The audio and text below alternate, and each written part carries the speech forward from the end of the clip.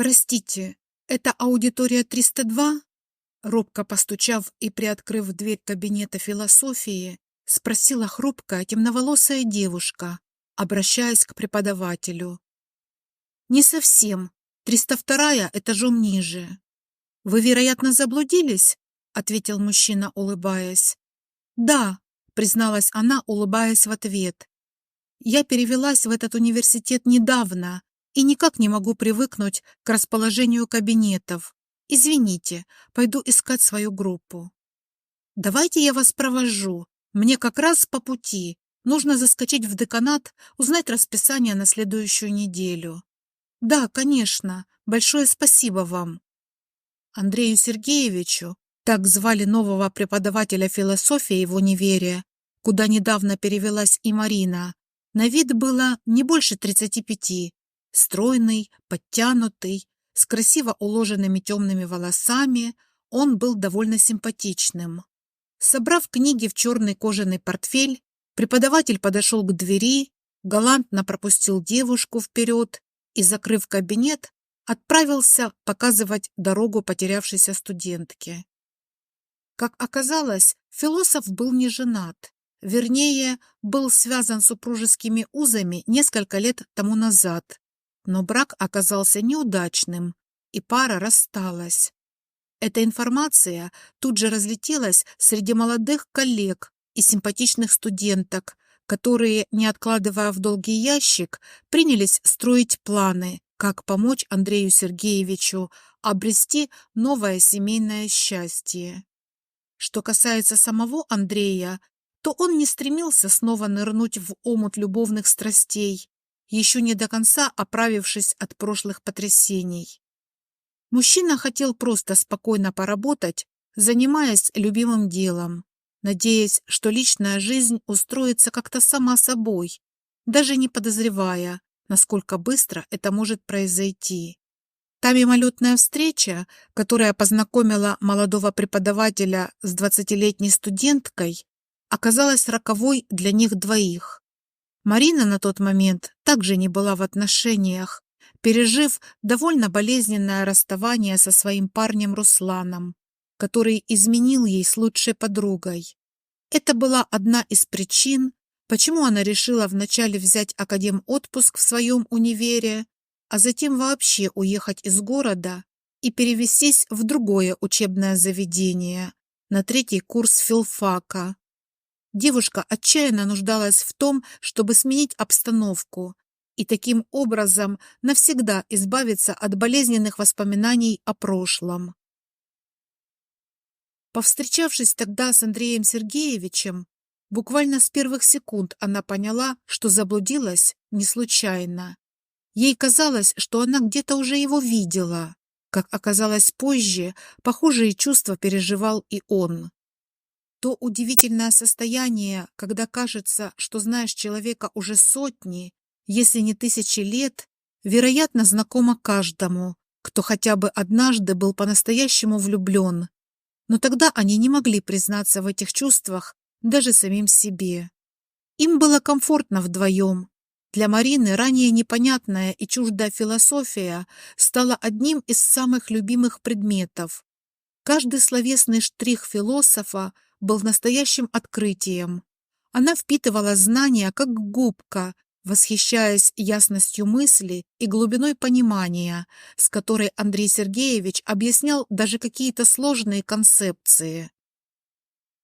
Однажды, во время очередной лекции, он процитировал великого Галилео Галилея: «Любовь не знает никаких правил. Мы можем пытаться описать ее, но ее истинная сущность остается вечной загадкой». В это время их с Мариной взгляды пересеклись и задержались на пару мгновений. Марина видела в Андрее не только преподавателя, но и наставника, который позволял ей взглянуть на мир иначе.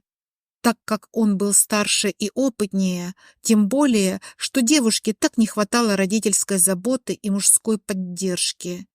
Родители Марины 10 лет назад погибли в автокатастрофе, а обрести свою семью ей пока не удалось.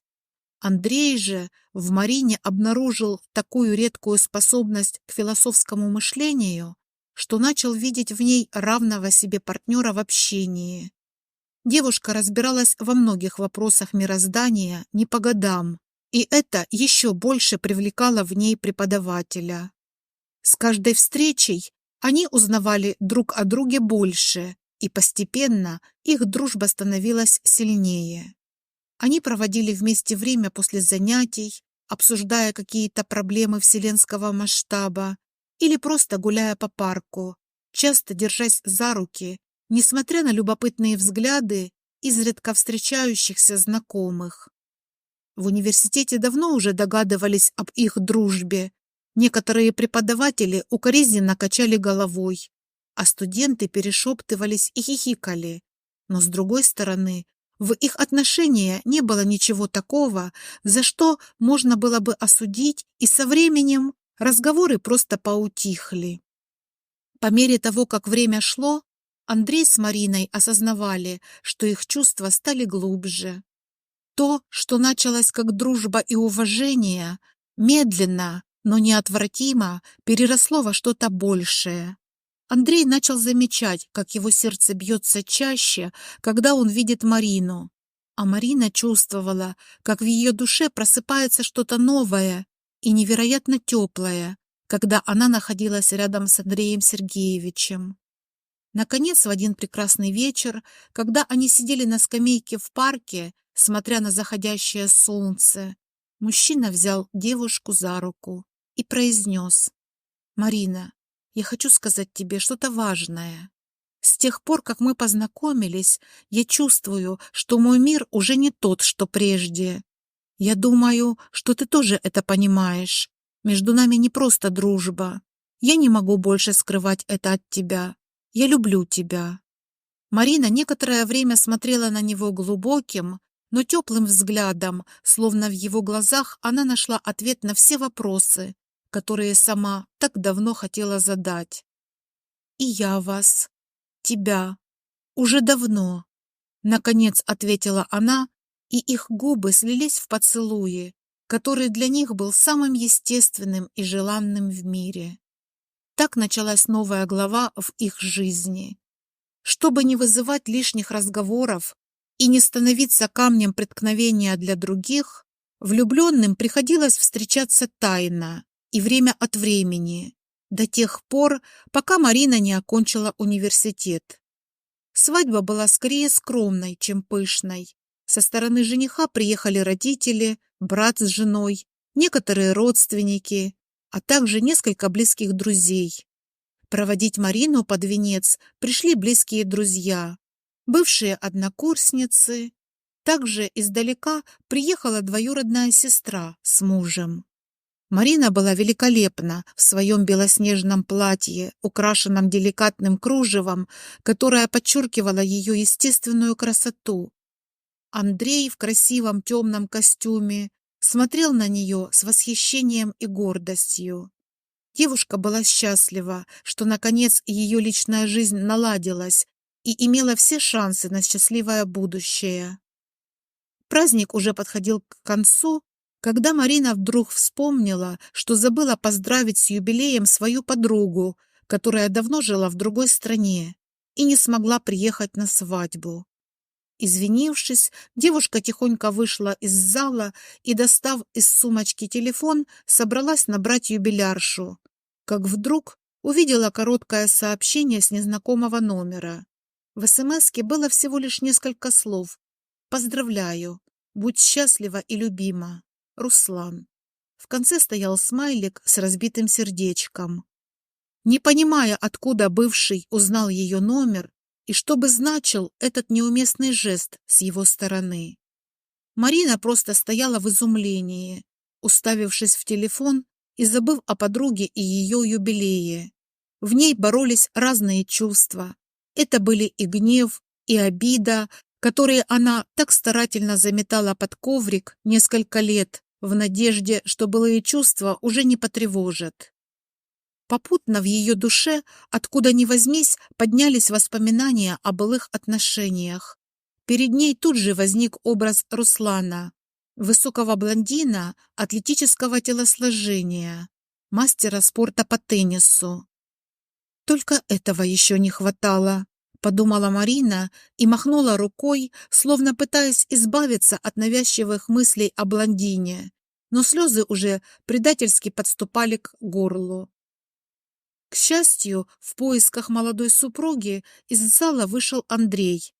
Отключив телефон, девушка тут же бросилась к нему навстречу и обняла его так сильно, словно в последний раз. «Андрюша, умоляю, никогда, никогда, никогда не оставляй меня, хорошо?» «Конечно, любимая, почему ты плачешь? Кто-то тебя обидел? Мариш!» «Нет, нет, все хорошо. Это я от счастья, что ты у меня есть, самый лучший, самый-пресамый». Под восторженные крики горько гостей, которые уже начали выглядывать из зала в поисках невесты, молодые слились в страстном поцелуе. 11 лет пролетели незаметно, оставив за собой множество незабываемых моментов в жизни Андрея и Марины. За это время они прожили многое вместе, разделяли радости и печали, преодолевали трудности и праздновали успехи.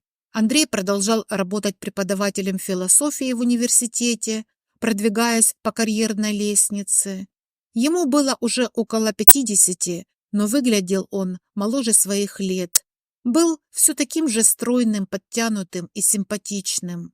Был доцентом, писал статьи и книги по философии, делая свой вклад в развитие научного сообщества и привлекал внимание прекрасной половины, хотя сам был до сих пор влюблен только в свою Маришу и каждый вечер спешил домой к ней. Марина работала учителем языка и литературы старших классов в школе недалеко от их дома. Зарабатывала не так много, больше работала для души, но зарплаты мужа им вполне хватало, чтобы жить без долгов и каждое лето наслаждаться совместным отдыхом на море. Супруги были вполне счастливы в совместной жизни. Единственное, что омрачало их брак – отсутствие детей.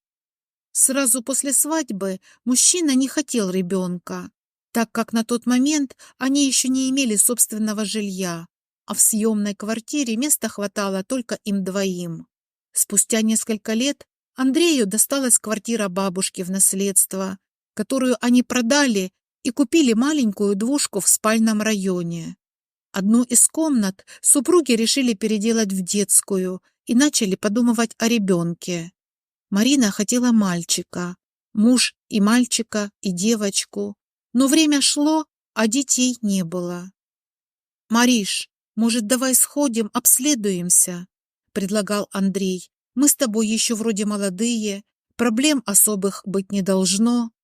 Марина, которой на тот момент было около 30, была в этом не так уверена. Еще будучи в отношениях с Русланом, она забеременела и сделала аборт, после чего врач предупреждал ее о возможных последствиях. И вот, скорее всего, эти последствия и наступили.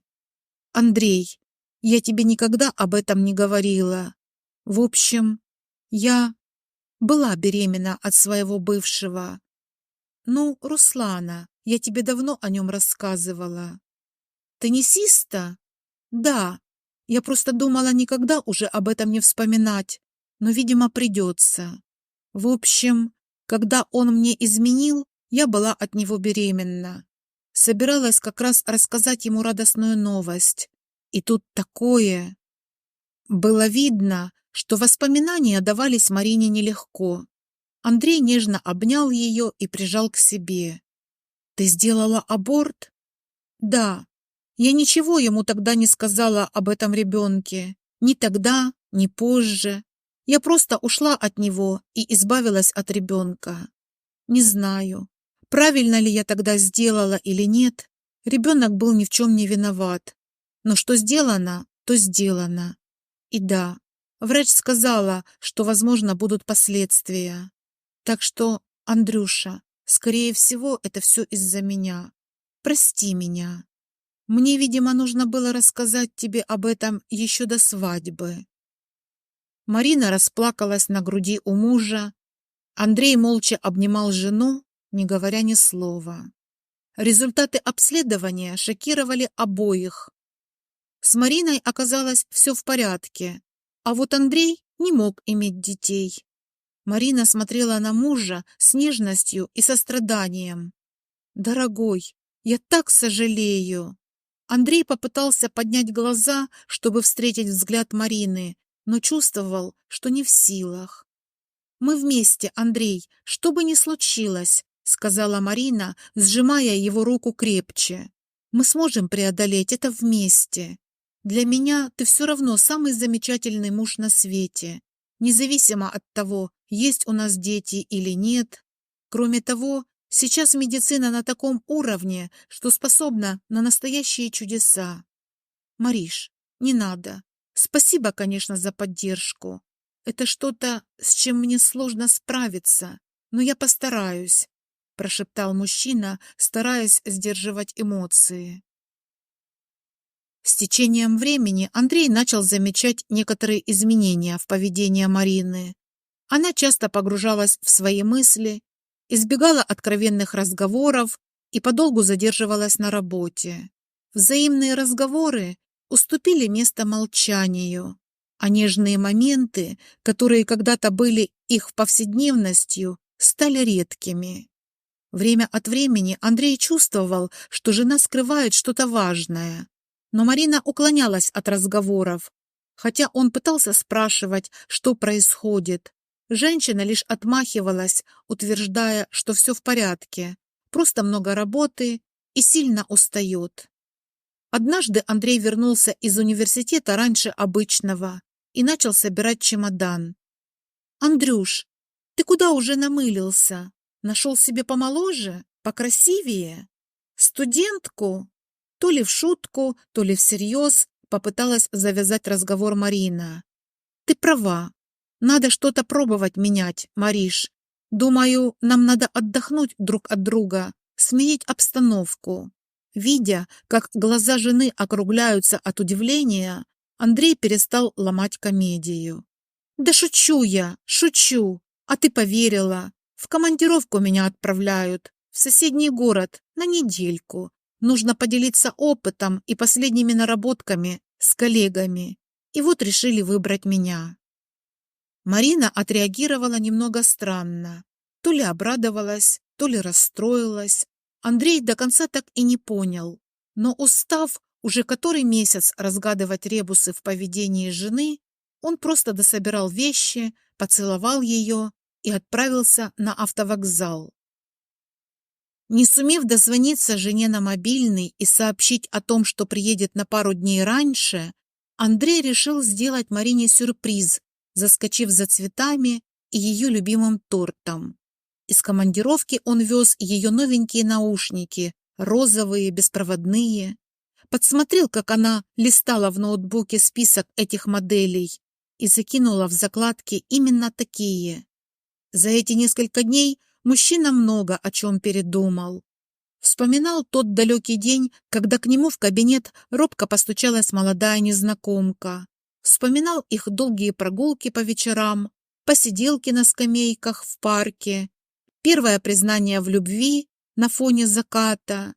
Вспоминал эти 11 долгих и в то же время быстро промелькнувших лет совместной жизни, в которых было намного больше прекрасных и счастливых моментов, которые они подарили друг другу. Безусловно, Андрея настораживало поведение Марины, которое он замечал в последнее время. С одной стороны, он догадывался, что эти перемены могли спровоцировать то злополучное обследование, после которого ему подписали диагноз-приговор. Но с другой стороны, до того времени они жили без детей, и это не влияло на их чувства друг к другу. В конце концов, мужчина решил, что, вернувшись домой, он во что бы то ни стало выяснит причину того, что происходит между ними. Пригласит свою Маришу в их любимый ресторанчик на набережной, нальет бокал ее любимого вина и предложит поговорить по душам, как в старые, добрые времена. Но это будет завтра. А сегодня он просто сделает ей сюрприз, вернувшись раньше времени с охапкой цветов и вкусным тортом. Вдруг его опасения напрасны и надуманы, и развеются, как дым.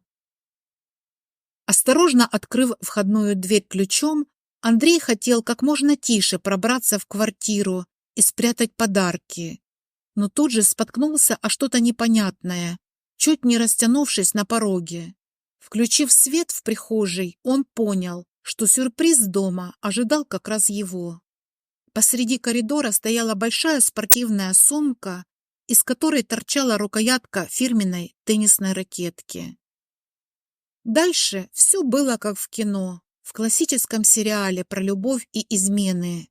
Только Андрей никак не мог поверить, что он главный герой этого нелепого действа, стоявший в коридоре с букетом цветов в одной руке и с тортом в другой, а вокруг него разворачивался какой-то сценарий. Как будто сквозь какую-то пелену он видел силуэты полураздетых Марины и мастера спорта по теннису Руслана, которые, пытаясь наспех одеться и привести себя в порядок, что-то пытались объяснить в свое оправдание, перебивая друг друга. Нелепое и неуместное. Это не то, что ты подумал.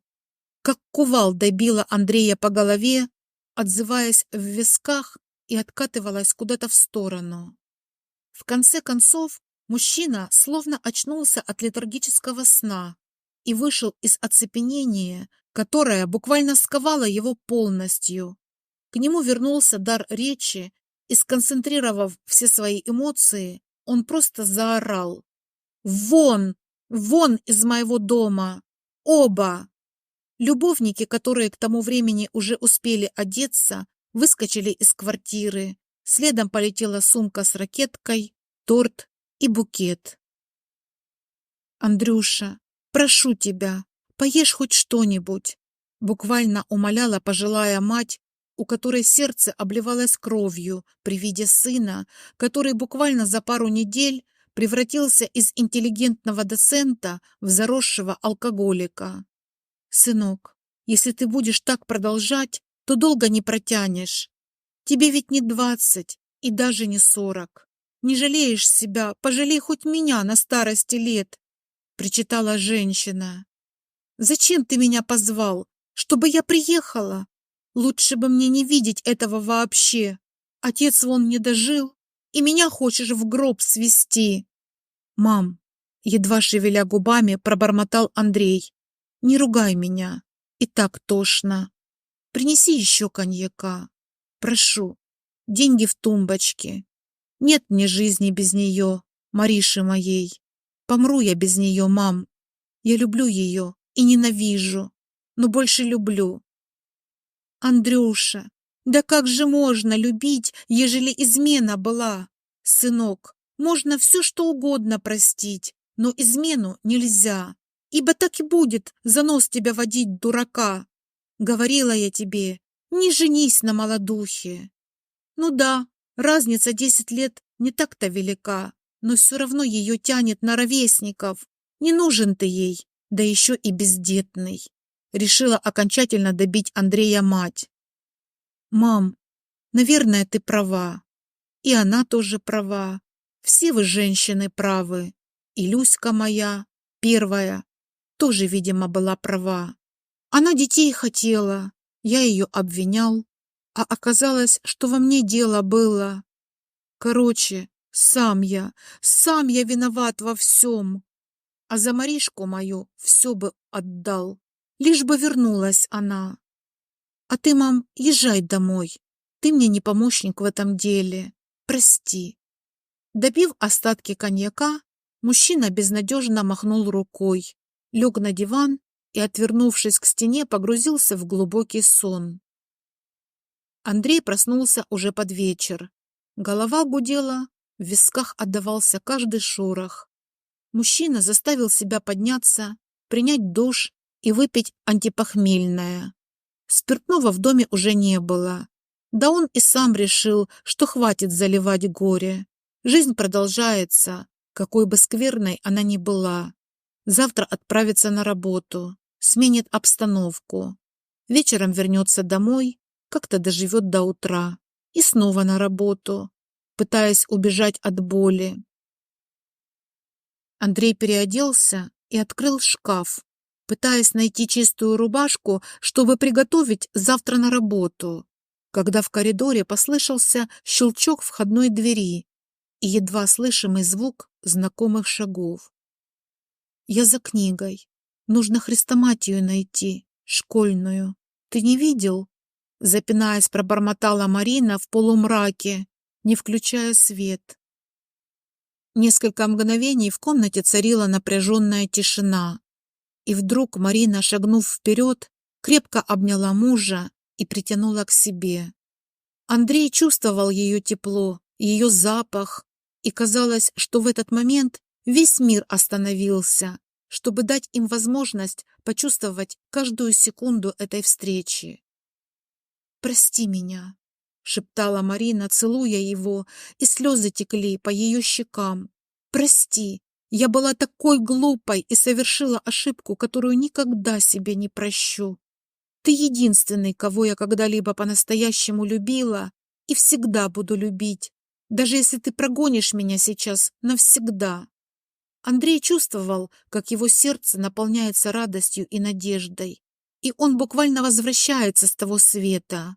Он обнял свою Маришу еще крепче, словно боясь, что она исчезнет, как ночной сон. «Я так скучал по тебе», — только и смог прошептать он между поцелуями. «Ты — мое все. Я не могу представить свою жизнь без тебя.